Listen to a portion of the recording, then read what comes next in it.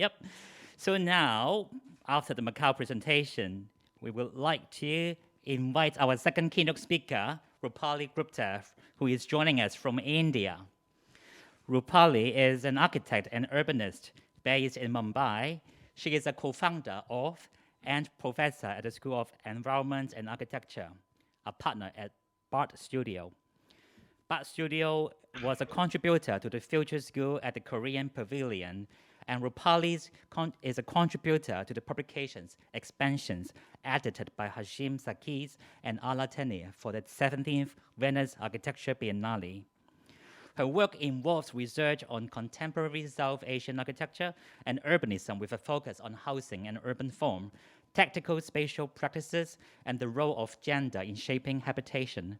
Her work often crosses disciplinary boundaries and takes different forms: writings, drawings, mixed media works, installations, curation, conversations, walks, and spatial interventions.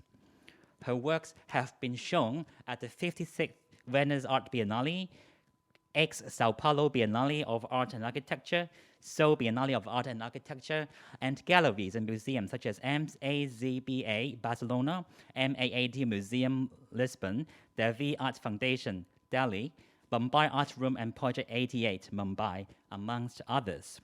The title of her presentation for today is Architecture of Transactional Capacities, Notes from Mumbai.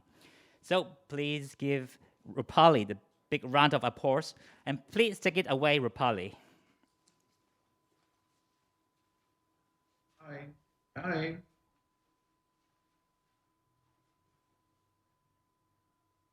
Just, in somehow responding to this brief that, the prompt for this conversation, uh, redistribution, land, people, environment. I've decided to put together notes from Mumbai because this is something that we've been struggling with for very long. How will we live together? What are the coordinates through which we can imagine this? How do we think of this idea of redistribution? And so, like it was mentioned just now, we've also contributed to the publication, and some of the works that I'm showing here are also part of that the publication Expansions. So this is basically my presentation is more of framing, a conceptual sort of framing of how we think of redistribution, because I think it's very, very important to kind of to frame this problem first. What does it mean to think of redistribution? Because modern ways of redistribution we've seen in the past have meant something, right? And in some ways they have also disrupted many ways of life that have emerged over the years.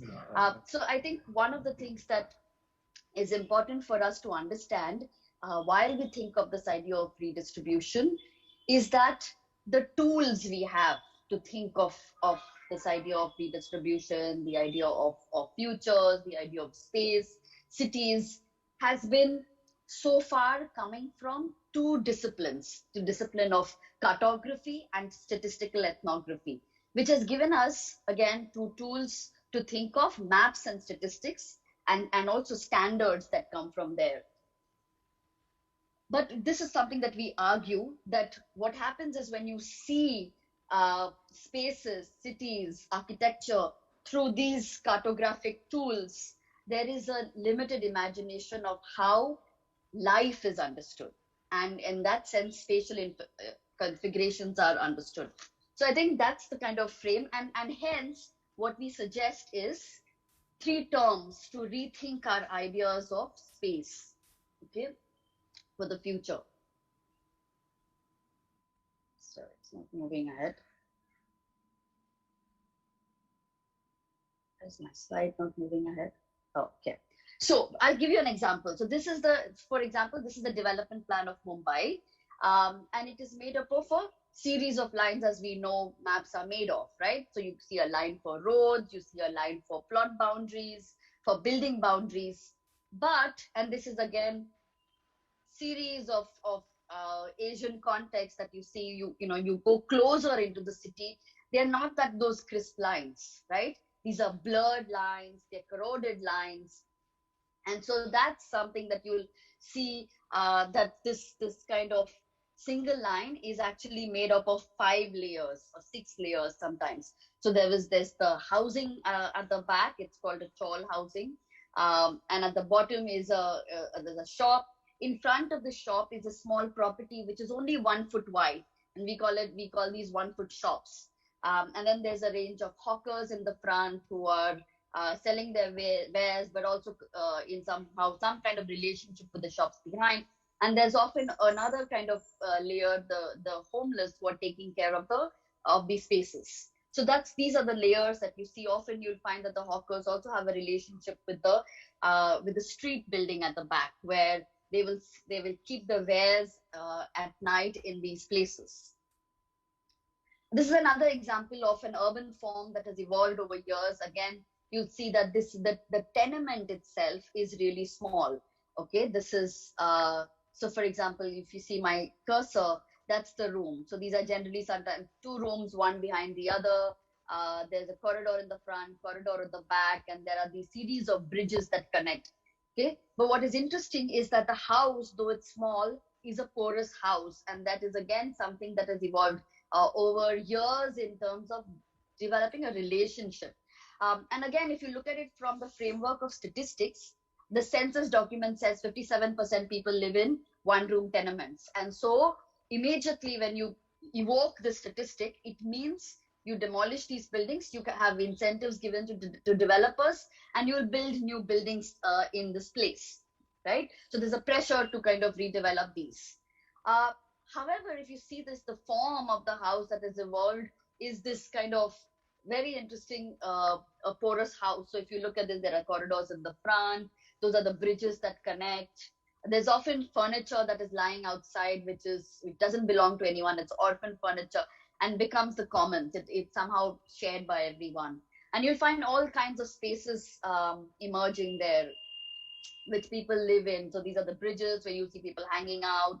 There's an old couple here that has been able to live in this place in the absence of state social security, because this house is porous. The door in the front, the door at the back is kept open through the day. So they have visitors visiting, people wave out to them all through the day. And so in some form of social security, it takes place. And so, and again, this is a very, very interesting detail. You'll see the shutter of the kitchen cabinet has a door that also shuts the outside in the night. So through the day, the outside is kept open, but in the night, the shutter will close the main door. And there's, the artist Duchamp had a very similar detail in one of his works. And so this is an everyday object, which is, like a Duchampian detail. And that's the kind of drawing that shows you how the house works. The tenement might be very small, but the entire building becomes one big house just because of the urban form that has been generated. Again, this is another one which is a porous space. There's a street on one side. There's a kind of inner courtyard on one side. This is a place where potters also live, work at the same time, and there's a kind of porous relationship between the street and the back. This is another self-built settlement, completely built by people. But again, if you look at the relationships that take place, this is a section that shows there's a grocer shop below, there's an embroidery unit, a worker's dorm, the owner lives above, and at the back you have this place which rents out large utensils to make food for large festivals. Again, an embroidery unit, a library, a praying space, a community space, all together in one particular space. On the other hand, if you look at what happens when these are redeveloped, is they are moved into these kind of properties where there's very little distance between the houses, but what most importantly, it lacks those transactions that we saw before, right? So similarly, these kind of redevelopment, because the market logic takes up, and when the market logic takes up, you'll find that urban form that was in some ways completely humane is taken over by the market logic, where the lower floors are for parking, the housing, the buildings are above. This may in some ways look like it's redistribution, but it's not, because in the long run, there is a kind of gentrification that happens People are not able to maintain the price for maintaining this, and so they will sell off and go, and so there's a kind of soft gentrification that happens. Similarly, in this case that we saw before. So this is where we are very interested in developing new terms to think of urban context, new terms to think of architectural spaces, and this is the term is transactional capacities. And so if you see in the examples we saw right now, from the incremental settlement to the skyscraping apartments, what is really high on one axis is the transactional capacities. And by transactional capacities, we mean densities, number of activities, networks, transactions, care, livelihood, cultural setting, diversity, a security that comes from this kind of relationship, and also a sense of imagination, which is completely lacking when you move to the other axis. Also, what is lacking then is the blur, because what happens is you get more and more consolidated cities with hard boundaries that are not porous like the boundaries we saw before. And then what happens is that there is a huge social polarity that happens. And really, that's the urban form of cities, and we've seen them, they're everywhere. We've seen them in Asian cities. Somehow, we have to understand that there is a relationship of urban form to social life. And in kind of thinking of redistribution in modern ways, we will be getting rid of some of this life. And I think that's something that we need to imagine. Part of this, the idea of transactional spaces is also a kind of transactional objects, a subset of that. So for example, again, you see this vendor. What she's done is she's replaced that grill at the back in her compound wall. She's placed her shop inside it.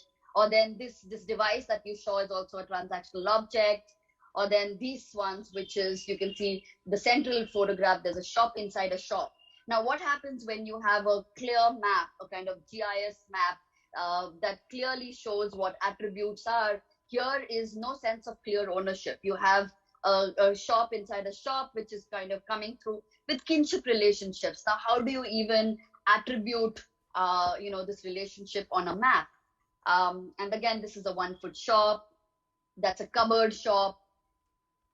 So when we were invited to the 56th Venice Art Biennale by the curator of Week Envisor, the prompt was of all the world's futures. So we said of all the world's futures, the future is not a modernist future, which is a clean slate, a tabula rasa, but it is really kind of looking at the transactional spaces in cities and then speculating on the next step that these transactional objects and spaces will take. So of course, this was a provocation, but this was basically a 1 foot shop and starting to look at what happens to the next step of the 1 foot shop. It kind of multiplies the relationships that it produces. Or this one, which is a day and night 1 foot shop. It's when the night shop closes, when the day shop closes, the night shutter comes in, and then another shop takes place in the evenings. And so we designed this shop, which was a 6-inch day shop and a 6-inch night shop. Or then this one where the shop touches the city at a very small point. And so you had we designed this kind of wall, called it the pokey sphere, which could be rolled away at any point when there was a raid. So again, series of provocations. So this is a box shop. You'll often find them at street corners where a plumber, a carpenter is selling their wares with these semiotic devices. And so what we designed was a toolbox that would sit and perch itself along with it. Or people who are occupying cities at a completely different transcendental level. There's on the right, you'll see there's construction going on, but this person is sitting on a high chair, oblivious of what's going on underneath it. So, or somebody else kind of occupying the city at a completely other transcendental level. So we designed this astrologer's chair where you could, sit above and watch the city go by. Or then this bench ladder, it's called the painter's ladder, where the painter uses the ladder through the day, but in the evening it becomes a bench, because that's how things work, that a community kind of comes together in the evenings in times of, when your labor time is over, there's another time that takes over. Or then, the staircase shop. Or then this basket where vendors, where these porters only have a basket that they use through the day, and they also use it to sleep. So what we did is we kind of made that basket a little larger, and it was the basket bed. Also, I mean, again, kind of, we were invited by at Makba to kind of work with this idea of transactional capacities, and design a library for as a transactional space for imagination. Because and why I bring this is that it's not only transactional capacities are not only utilitarian, but they're also about the imagination. So this was a library for books that children read while they're growing up, but these are strange books and of multiple kind of imaginary worlds which adults find strange but children don't. So there was this kind of space which was like a almost like it could be a fruit, it could be a large vegetable that was growing in this particular space, and children kind of took to it completely. It somehow became a kind of transactional space for children, but also for adults, who sort of took over this place, and it was for the child in the adult as well.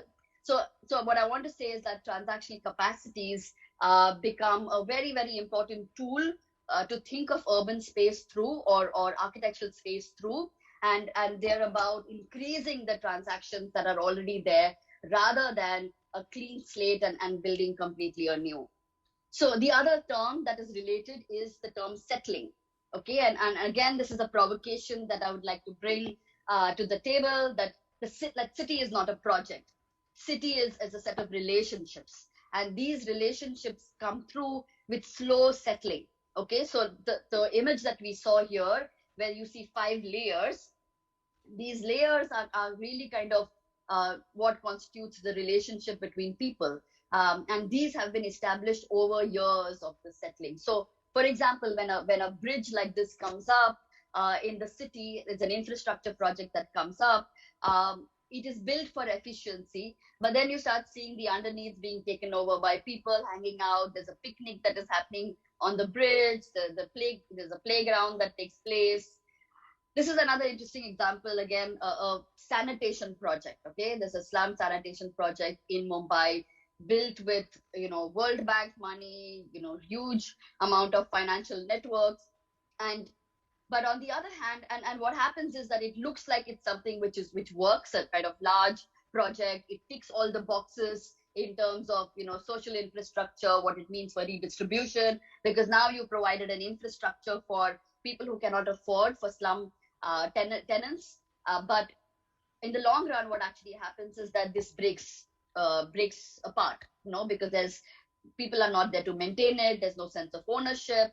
And so on the other hand, there's something else happening on another completely different tactical level. You have these municipal officials, lower level bureaucratic staff actually operating in these places, where they're allowing it to settle. So what these people did is, where the self-built settlements that were built, they built this kind of very light infrastructure. They got networks of sanitation into this place, completely non-standard, because you had now a toilet in a balcony, you had the stairs going up, and also people where the houses were really small, they also managed to have toilets outside, because the community got together and in fact assigned these spaces for people outside in the street itself. And these were not public toilets, but they were individual toilets allocated to people in the street itself. And that's the person who's kind of living there. She has all her equipment. Next thing she's going to take up is a paint job of the house. She sets up a garden outside, and slowly the place is settling. Okay, now what would have otherwise happened is a kind of complete disruption of this person's life, because in some ways there is there is that modernist dream of actually kind of resettling people just does not happen. You cannot take away people's lives and sort of just move them away. And so this person will slowly kind of settle and move into different places by themselves. Again, thinking of environment, because that was also one of the provocations here in thinking of redistribution with respect to the environment. Again, this is a tribal village, very, very close to Mumbai. Mumbai being one of the largest metropolitan places in the world. There's also this kind of tribal village very close, almost an hour and a half away from Mumbai. And what is interesting is that there is a practice of building with material which is impermanent, and you build it every 2 years because that material disintegrates. So you'll see this, it is made of wattle and daub. There's a stone plinth, and then this kind of wattle and daub construction. And these are paintings you'll see inside the village, where there is a completely different imagination of architecture. That there's a houses are part of the environment of nature. There's a very young tribal artist, Dinesh Barap, who's built this, and it's very very interesting because you'll see on the left hand side at the bottom the imagination of a house which is one with nature, right? And that's why it's part of the rhythms of building and rebuilding. And so it's built with impermanent material. Whereas on the right hand side, what they're drawing is the colonial imagination of a house, which is permanent, it's fixed, it's not temporal like this other one is. And so these houses are built in such ways that they are allowed to disintegrate and then kind of completely rebuilt. But the government again comes from a modernist imagination, which finds this kind of building irrational. Okay, so what they insist is that they will give funds for building only if people build with permanent material, of course, with concrete, with brick and mortar. So the villagers will, in some ways, take over. They will take these houses. And they will build with this, but that completely changes many relationships in the house. So that's Jayashree. She was an expert in making these wattle and daub houses. No longer is she able to use her expertise in building her own house. Now there's a contractor who's taken over, a male architect, who's an expert in building these houses. Of course, it's not complete because you don't have the money to complete it. So you'll see it, windows, standard windows, which are boarded over because you can't complete it because you don't have the money to do it. Or then a standard kitchen with a kitchen platform, a standard size of the kitchen completely doesn't work for the relationships because this is a pre-modern house where gender relationships are completely different. They are not, it's not a patriarchal relationship. And the relationship work where the kitchen's actually much larger, where everybody participated in the act of cooking, and it wasn't only the woman who did that. And here is a standard kitchen which forces people to kind of have this one person cooking, and in some ways reproduces gender relationships. But what Jayashree does, of course, people are not stupid. They in some ways tactically take over these things. So they will take the government funds, they'll build the house, but then Jayashree builds this kind of extension to her house where the veranda is actually the kitchen, and much larger for many more people in the families, animals and everything to kind of participate and be part of this, architectural relationship. At the same time, there's a young design practice in the village which uses Jayashree's expertise to then build these kind of beautiful walls of wattle and daub. They also kind of completely they kind of start building on a again the fluid relationship of a plan which is open, as opposed to the ones that are built by the contractors, which completely close in the relationships in the house. And so the villagers again start learning from this, and they use the government funds, but they tactically start repairing and modifying their own houses like that. So, and then I want to introduce this last term, again a very very important term as we all think of our cities of Asian cities particularly, but of other cities as well in the global north as well. That there are trips and kicks that people have in the way they live city's life, or kind of occupy space. So for example, this is a landlord who lives above in one of those buildings, and he's rented a wall to these guys below, and so he spends the rest of his time kind of hanging around with these people. And this one, who's again in an electronic cluster in Lamington Road in Mumbai, who's collected old computer parts which are otherwise discarded because they are waste, and that's what happens with global economy, that you create more and more waste. But people still have older computers, so he's the expert you will call if you need an older part, so that you don't have to throw your entire computer away. Or again, this one who's again in Lamington Road, this person who had a shop for LED lights. And he was sort of, his father was a tailor. He took over the shop with LED lights, and was fascinated by watching this Bollywood star kind of wearing a light suit and dancing. So he kind of gets his father to stitch him a light suit, and he walks around Lamington Road with that light suit. I think what the point is that people have trips and kicks and they live lives through that. This was a person who did the retrofitting. They did not get any money out of it, but it was their trip and kick to retrofit that settlement. Or then this is Pradeep again, very very interesting case, classic case of he's a sound repair technician in Lamington Road. He tells us a story that the computer parts are becoming smaller and smaller. Those are that are coming from the global market, and he's not able to repair these things anymore. So his business is dying. What he does in his dying business is that this is his on the left hand side is his shop was this entire shop. What he does is he subdivides it.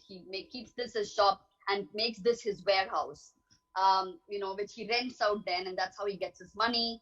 And then there is this blackboard on one of his shutters where he tells us this math.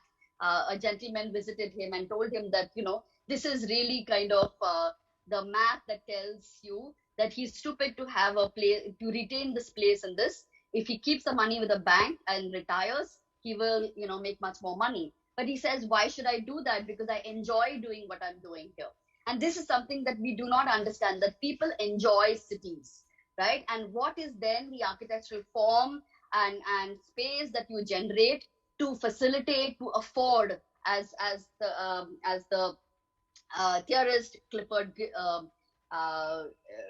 has said, that there is you need to create affordances, yeah, for people. So in the time, the extra time that he has, then he starts designing things, right? He makes this chair, which he calls the most ergonomically comfortable chair, with this kind of backrest, this geriatric friendly watch. He says, who makes watches like this, where it's white on white as a dial, and I'm not able to see it after the age of 70. So he makes this watch which is contrasting it.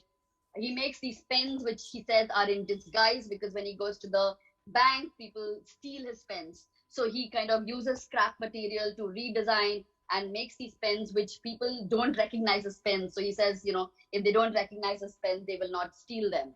So yeah, so goes on and on, series of iterations. So I have a few minutes left, and I'll just show two small projects that we to kind of, again, provocations to what we've been talking about, the idea of transactional capacities, trips and kicks and settling. We were invited by the Audi Urban Future Initiatives to look at the future of urban mobility in Mumbai. So we said, it's important to rethink both future as well as mobility. Mobility is not transportation alone. It's the idea of social mobility. And future, because you have so many people with trips and kicks and this idea of settling, you cannot have one future, this one modern future which creates a kind of a clean slate and reimagines things. But what you design then is series of tools for people to engage with their own futures. So we started imagining various kinds of conditions in the city, and then started projecting what was the futures, the multiple futures for each of those conditions. But then there were also series of patterns that emerged. One of the patterns we saw was this idea of high polarization, social polarization through the hardening of boundaries, like we saw in the previous examples. We've seen this. And then another kind of trajectory was the economic restructuring, that because of global competition, finance and commerce were reducing, but what was increasing is the cultural capacity of the city, which was very, very high. And that is something that was absolutely not paid attention to. Or then the intensification of environmental concerns is something that we saw, but also environment became a kind of a component of entrepreneurship, where people were also engaging with taking care or dealing with that crisis. Or then you had a fourth trajectory we saw, that in the future, Mumbai is going to become a city of the old. So you'll see that at the bottom, the jar kind of shows you that it's becoming a city of the old. So we said, this was the installation that said it was city of many futures. And that was a kind of summation of this, that urban form in terms of transactional capacity is going to be reducing, commerce and finance reducing, culture is increasing, cultural capacities are very, very high, environment concerns are rising, and the demography is showing us a city of the old. So we said Mumbai's urbanism is really kind of this idea of froth, of overlapping ecosystems. And then there will be series of tools that you need to then build to blur the social and physical edges that allow transactions, increase transaction capacities, tools to create and harness opportunities for people within, tools to engage with environmental crisis, and tools to help the old live with dignity. And so we series of catalogs that then we generated. There were 100 of these that increased, talked about enterprise paraphernalia, catalog for greening vertical neighborhoods, how you could retrofit existing skywalks for other kinds of activities to kind of absorb them, a catalog for senior city, a kind of infrastructure for the old to live in dignity, a catalog for retrofitting old settlements. And then I'll just a couple of minutes left, and I'll talk about them, a smaller detail within this, where we talk, in some ways kind of looked at retrofitting within that same, the Mankhurd resettlement colony that you saw, that was built with this kind of modernist imagination of redistribution, that you would give people free houses in the center of the city, but you would move people far away in the outskirts. Now, this place for almost 10 years remained a place of very, very high alienation, because people were moved away from their jobs, from economic opportunities, from social opportunities. But over the years, it started settling. It took 10 years for this settling to happen. So what you see, this yellow light at the bottom, is it's very interesting, because it was built for efficiency. It was purely a road, but people took over. There was a kind of occupation and an occupy movement, if you would say, of people that happens, that it becomes a market now. And then, houses that were built only for residents, nobody thought of social amenities. And so these two spaces that were built were combined by people, and there's a temple over here.